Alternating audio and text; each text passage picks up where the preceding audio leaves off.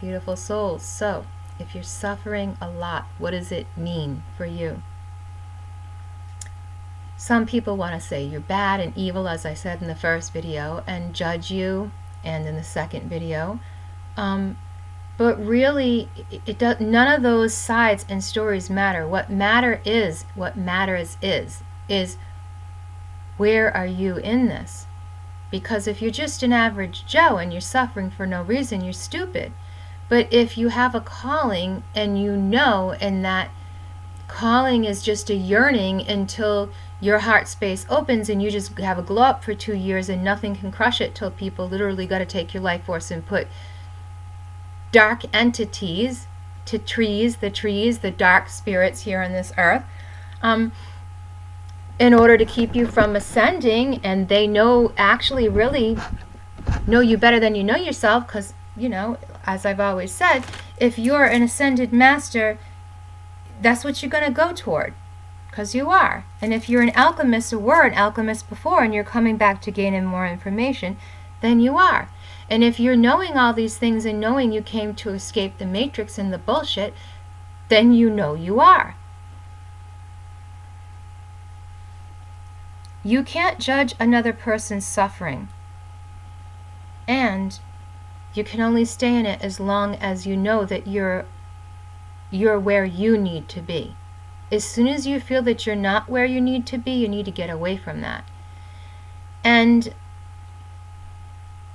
for me, because it was a heart space thing and an experiment going back to this person, I learned a really great lesson, that I have been a mystic orthodox, and I can be that, and I can have these insane glow-ups, and I can go live in my hermitage, and if I did, I would be like totally blissed out, peaceful. And I could just forget about the storylines here, because they didn't matter, and I didn't care, and I wasn't full of care, so there was nothing pulling me in any direction. But when you get like that, the world's always going to send you some kind of challenge. Like a friend of mine, like, it was, totally blissed out person, like, totally can't stop, wipe the smile off their face. I've been that way, I get it. Enlightened, and what happened?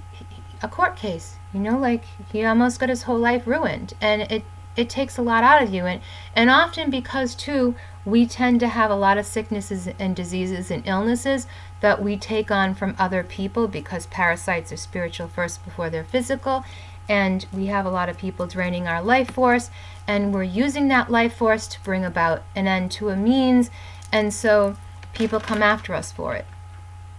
And some people call it earth angels or chosen, and people get mad about those dumb titles, and I'm just like, I'm alive, I'm still breathing. Brahma's here. Brahma ain't the thing out there stopping me, but of course he is too. But it's just the resistance that I need to excel. Long time ago as a Christian, I used to kind of think God is a rubber band. I'd get so far away from him and it wouldn't work out too good, and sooner or later, smack. And I started to hate God, because that's a normal thing to do when people slap you upside the head. Enough is enough. Poke the bear enough, it'll be a bear.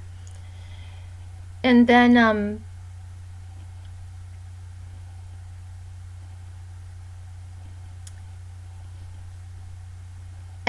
as I got to know God as oneself, as the capable, possible, highest good of oneself, as a reflection, a fractal of God here.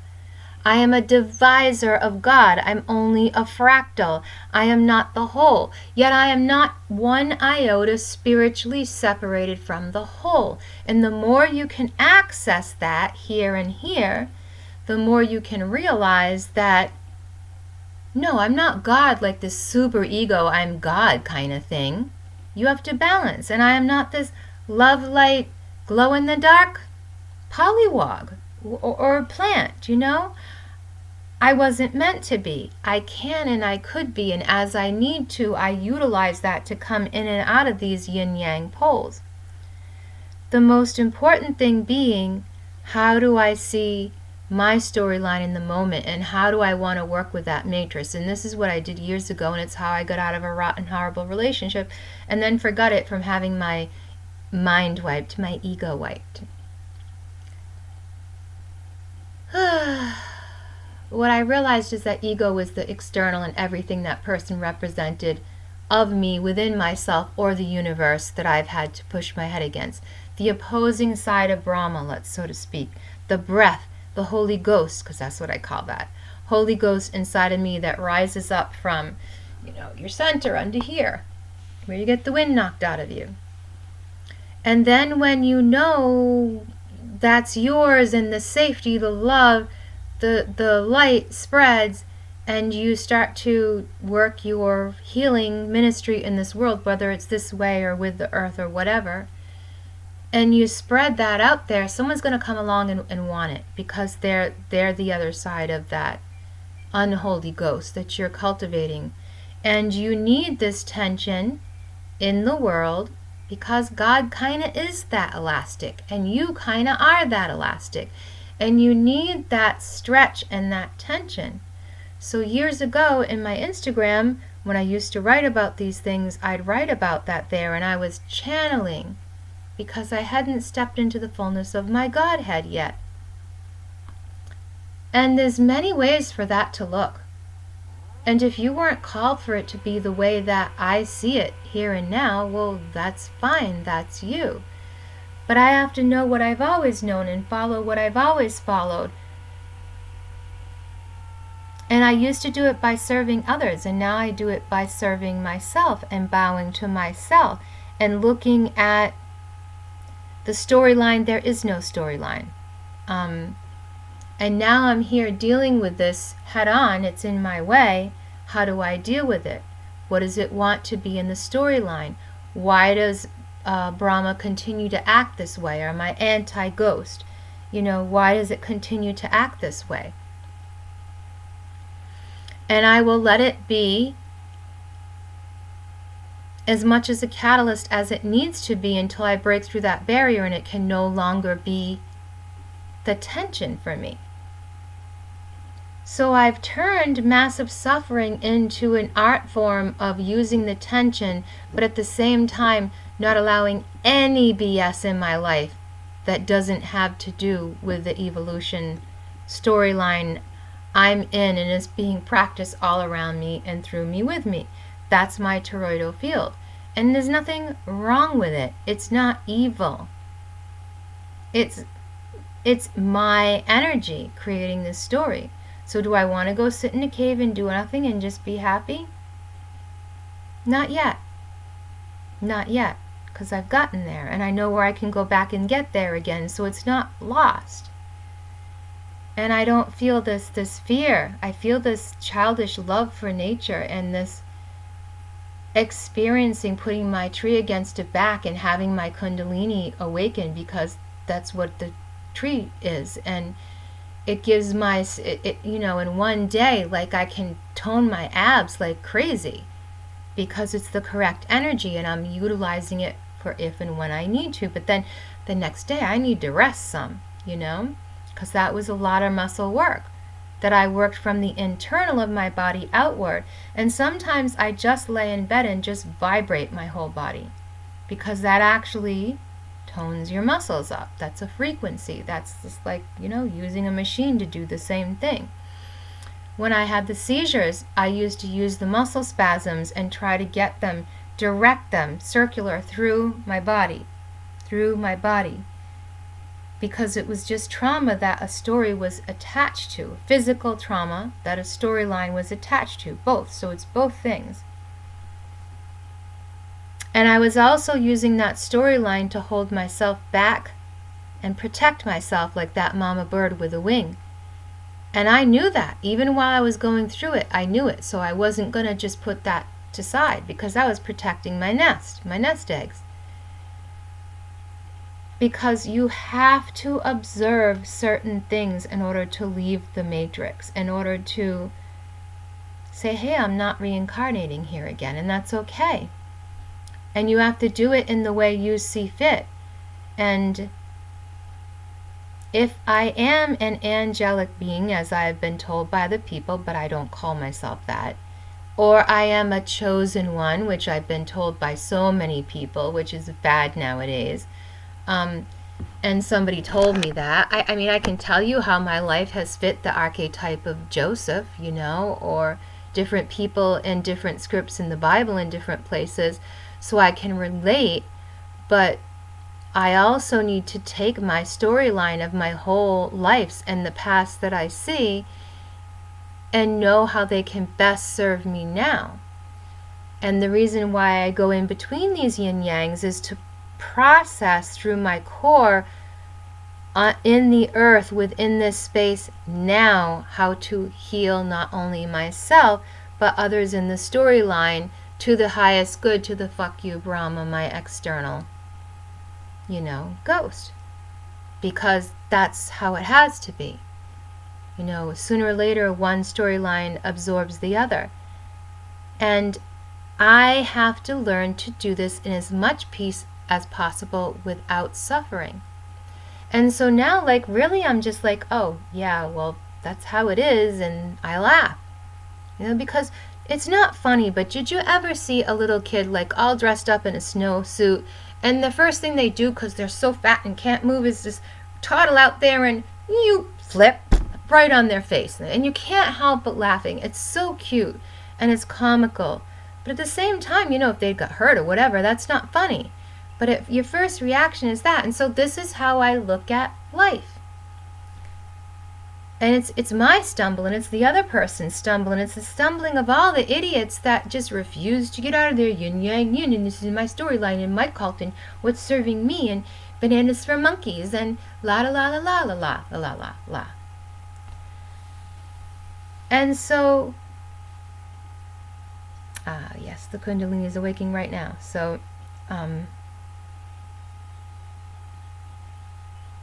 So I get this wisdom and knowledge not just from the trees, but from the ethers, the air, and from tuning in with the elementals and doing ritual and realizing I am that. I'm not separate, so I'm not going to be scared of something coming in.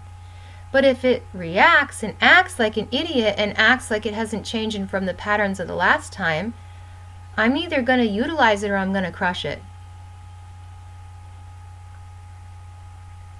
And I couldn't crush things in my life before unless I was absolutely pushed to defend myself, because I had forgotten about natural order and the netters and how people will use them for evil, but I have to learn to use them for balance.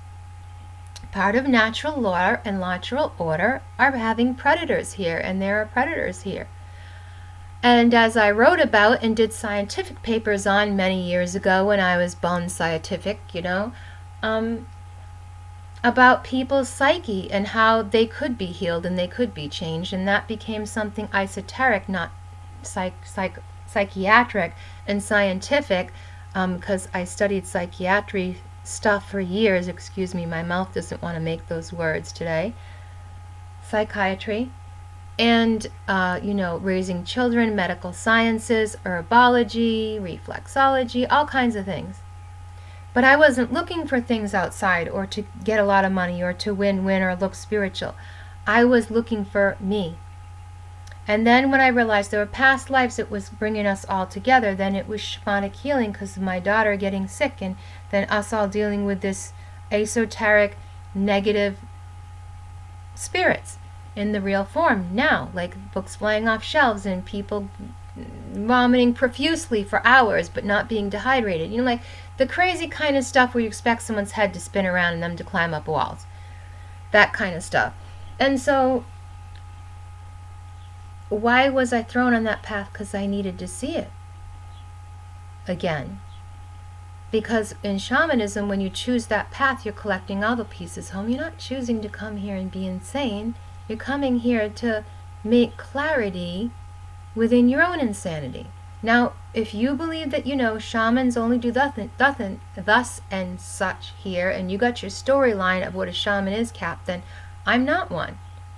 I'm just me, experiencing me, 1444, as me. collecting what I need to as me. Because if I know how to break free, I'm going to break free. And that's by going within, and then by being yourself, and then by working with things as they come to you so you can let go of karma, and so that the new things that are going to bless you and love you and work for you and help you come in. And some of that for me has been having to do what other people call spells, oh my goodness, and witchcraft or whatever, and ritual. Oh my goodness, that's evil, blah, blah, blah. Yeah, you know why it's evil? Because it's the most healing thing you can possibly do for yourself, and that's always the most evil here. And it's sad. It's sad that people are so isolated and stuck in their stubborn lost worlds. But I was in that lost world experiencing it in this lifetime. And so I need to let people experience what they want to experience. And sometimes, yeah, they're not worth teaching the truth to or telling the truth to. And then there's only when you get so far in your walk, there's only I'm going to hold this rock, excuse me, because it's calling to me. There's only so far in your walk where you can be tumbled smooth as that stone, as that egg, where you learn to use all of the knowledge you ever gathered while you're here to get what you want and close the doors to what you don't want.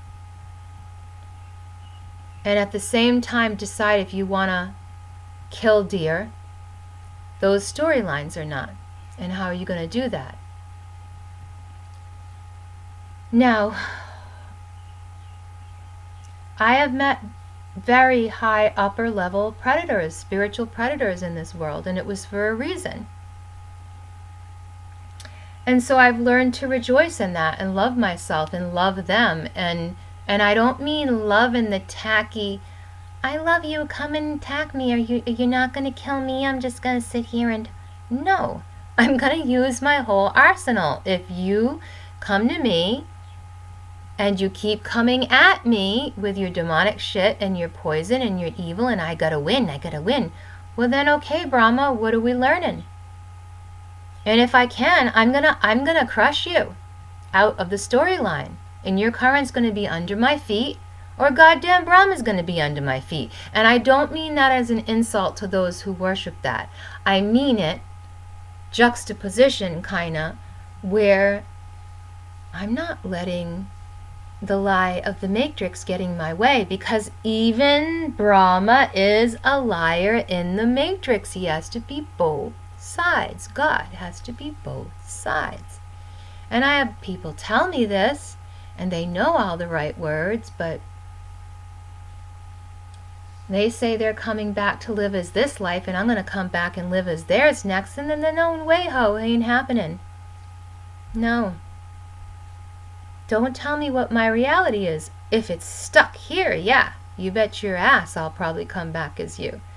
But I don't think so, because all my life the same storyline has been. How much can we crush Sheila and watch her stand up?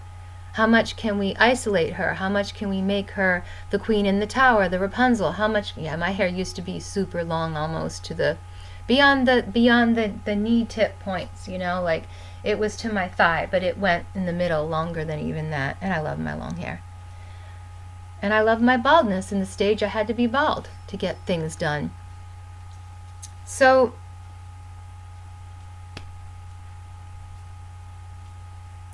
in this lifetime, you have to see both sides of the storyline and be and exist within them in order to grow, in order to be stretched as far as possible, until you do meet the end of yourself and the end of what you decide that's going to be, and then you learn to use it all for your highest good and put that currency of God under your feet, because it wants to be there. And if it doesn't want to be there, and you know in your heart of hearts that it does, then it's going to be put there for you. And I don't mean by you being ignorant and just give up and go with the flow. No, go with the flow and sometimes paddle. You know, go with the flow and sometimes grab a stick and watch what's going on around you. To some degree. as it serves you, because maybe you don't want to go over the waterfall with the flow. Some people believe face the mighty waterfall, like whatever way you use the archetypes here are going to mean something to you the way you use them. So I don't honor senseless suffering. I only honor suffering for a means to an end, and that means to the end is spiritual, and right now the means to that end is me calling in a new beginning. But before I do, I have to work on the one I left behind, and I have to use whatever tools or means I can to stop them, because they don't want to stop. And so that's my, anti-Holy Ghost. That's how it is. And I'm not saying I need to carry on a war. I don't ever need to see that person again. And still, their end of the war is going to go on, because that's what they believe in. I guess they think two things being perfectly balanced together might cancel them out. And so they really don't want to ascend or get out of the matrix or any of those things. None of the alchemists that I've met, they're all of them are such idiots. Maybe scientifically great, maybe psychologically they're so brilliant, but they're all freaking nuts. And so that's why I stopped calling myself an alchemist and didn't want to be involved in it. And then realized it was happening to me anyways. So, utilize all the storylines, angels, mentors, guides, thought forms. But I had to cut them all off first and know that that was me. And in my way, working with the land and the trees, know that they are my ancestors, that they're here to serve me. And if I make it any other storyline, then I'm going to hurt myself. But sometimes when I see negativity in the storyline and I have to check myself and hold myself back and examine how it's going to serve me, or if I even need to deal with it, like when it crops up, or why? Because if I don't deal with this demon of mine, someone else will have to.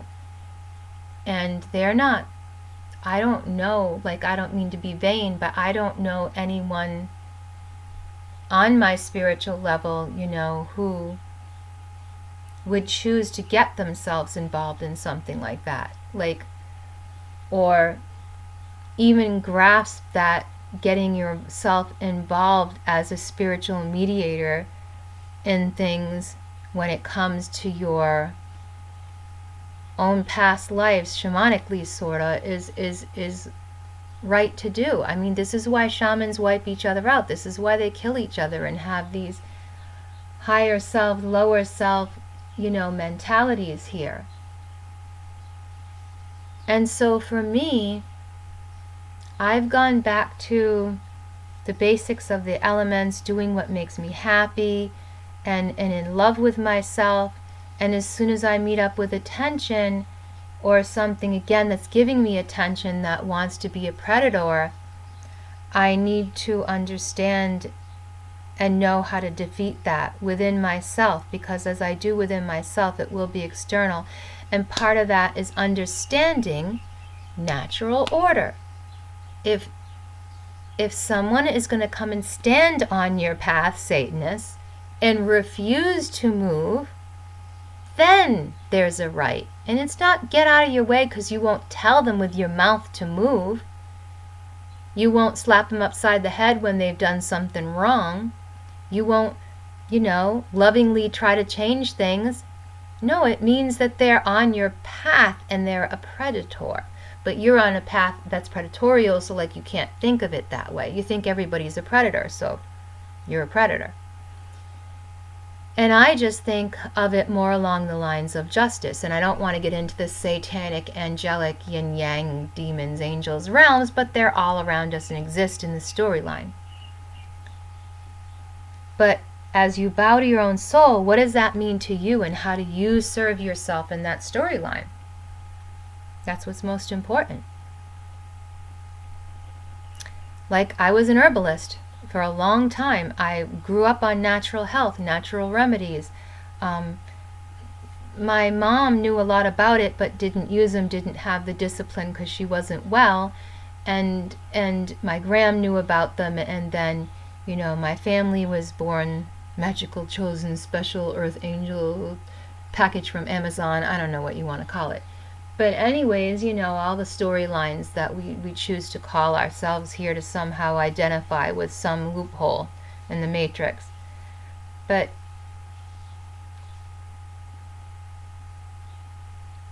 I'm not separate from all those things, so how can all those things serve me, and how can all the things in your life serve you? And how much of it do you need to have, and how much can you cut off, and how much is pulling you down, and how much is willing to carry you, and how much or how many people on your path have you been stuck back with over and over again that literally want to off you or destroy your life? And so this keeps coming.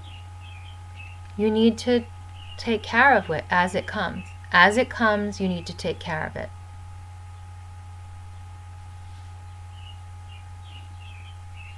In love, because it is the other half of you, because it is the best place for it to be is in balance in this universe. And how can you put it in balance? And you know, eventually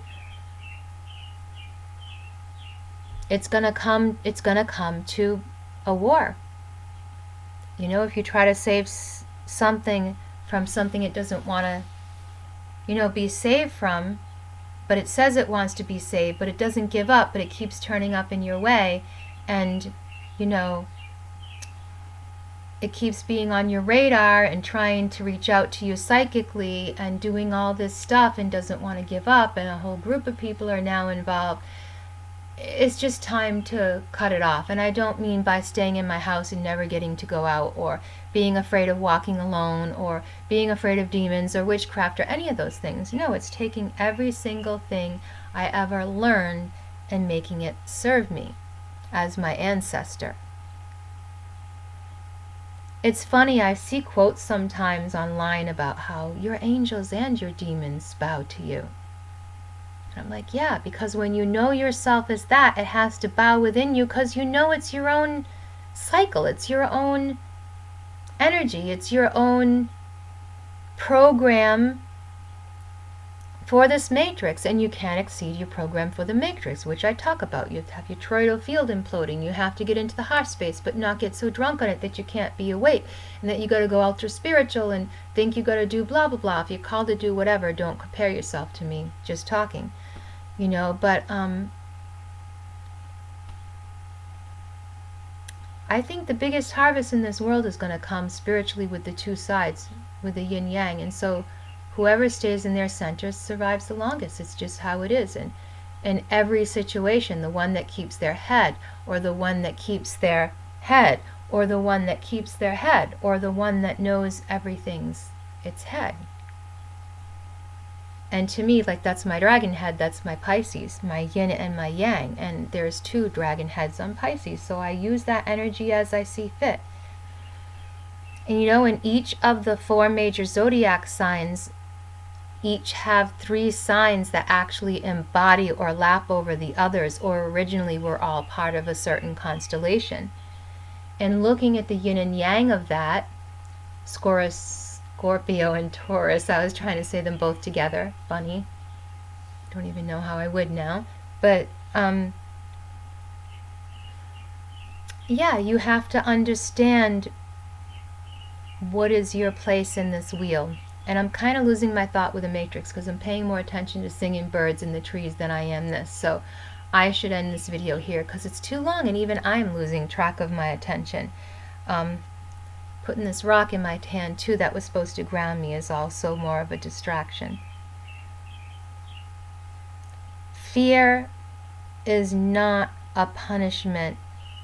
Suffering is not a punishment. It is something you can literally turn into a tool. And if you're going through insane amounts, it's because you're supposed to be the sharpest tool in the shed. And the only way you survive is by not losing faith and not giving up and being stubborn and laughing at yourself. And seeing yourself fall on your face in the snowsuit as the baby is funny. And not laughing at the other when they fall on their face. You know, like, I'm sorry, I think it's funny sometimes when people fall on their face. You know, when I figure things out and I look back and I'm like, this is so stupid. Why are these people doing this? They're doing it because they can't see what I see. And it's not funny to them. They're mad. It wasn't funny to me either when I had their bug in their wormhole and their parasite and, you know, all the stupidity. It wasn't funny because I was like them then. So then nothing's funny.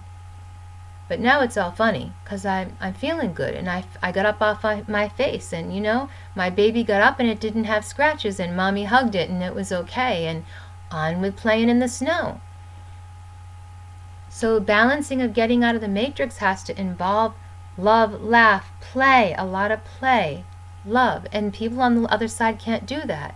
They can't just love, laugh, forgive, play, and not stop thinking people are going to kill them because that's how they are. They can't see it any other way. And like they said to me, like, either I'm going to absorb you or you're going to absorb me. Well, no one's getting my Holy Ghost because it's me, so how can you separate it from me? It's not. I'm just going to work in it. And like the twin flame storyline sort of thing, one burns down the other until there's unity. It's not until I kill you or you kill me, or, you know, the way demigods think. Why? Because I'm God here doing this now, and I'm still breathing, and you don't get where I'm coming from, and that's okay. Thank you.